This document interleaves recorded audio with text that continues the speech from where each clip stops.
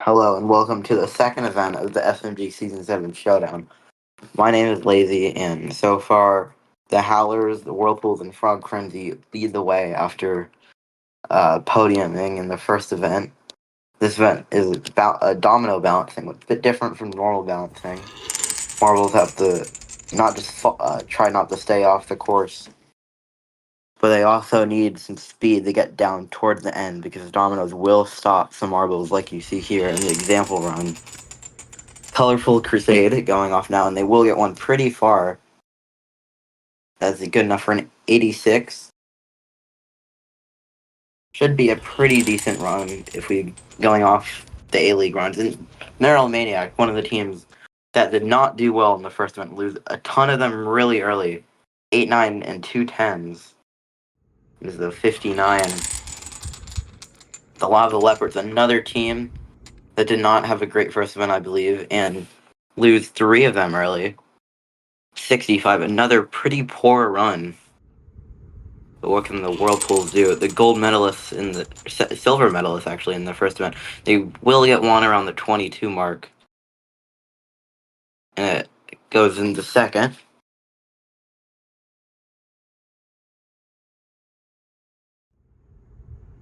Now the Plastic Patrol, one of those relegated teams from last season, they lose 4 off on the upper side, and it will score an 80.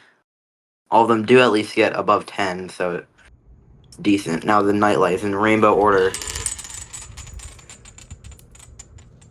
Can they do? And decent. Another team that slots in the second. All of them above 12, which is a pretty consistent run, at least. Tactical Turtles, a bit of a different formation. And one goes really far on the bottom side, but the 8, 9, and 10 at the start will cost them P4 out of 7. As we get to the final run of the second half, Fruity Flavors, 4 of them all around 21. No, it's actually higher than a 21, 99. That will certainly be challenging for the gold or at least a medal. As we see after 8 rounds, Fruity Flavors are destroying the rest of the field. Colorful Crusade and Nightlights putting up a fight. Blue Crab's going now, and they will lose 2 pretty early, and one will actually, one will be able to redeem the team. It goes 5th.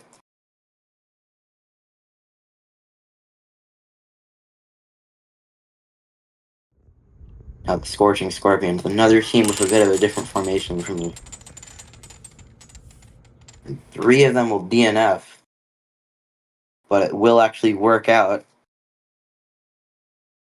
It goes in the 4th with above 80 runs. So far, it looks like if you get above 80, you should be pretty good. Ooh, and the Flamingos do not look too great. Nope, none of them above 20.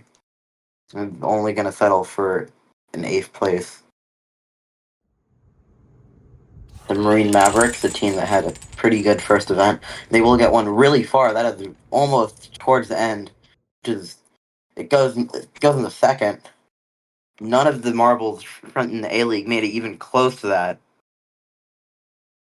But the first few did drop up pretty early, so it won't be too great compared to what it could have been. Navy Nebula, 3 of them make it pretty far. It does not beat the flavors, but a 94 is certainly a good run for a team that has not had a great history. Championship leader so far, and they lose most of their marbles, and it's not too great. Goes in the 13th. All of them forming a square-like pattern, but they fall off. Frog Frenzy, another medalist from the last event, and that will not be too great. 77, but that means the free flavors and the Navy Nebula are guaranteed a medal going to the final run. Frozen Flyers, 3 of them will stay on, but 1 will DNF, and it looks like it will mess up the other marble. Let's see in the replay. Yeah, they make a ton of collisions. One stops and another marble tries to go around, but it just ruins their run. And it's only good enough for ninth. All the fruity flavors, Navy Nebula and Marine Mavericks will podium. The Navy Nebula, one of the teams, I think they finished last in their first event and got relegated last season. They will medal and should take a high boost in the standings. And yes, they will. They will go up 8 spots, Fruity Flavors up 10 in the first. But as the Tactical Turtles, Blue Crabs, Lava Leopards, and Mineral Maniacs in the relegation zone with 6 events left. I'll see you for the 6th event of the A-League later this week.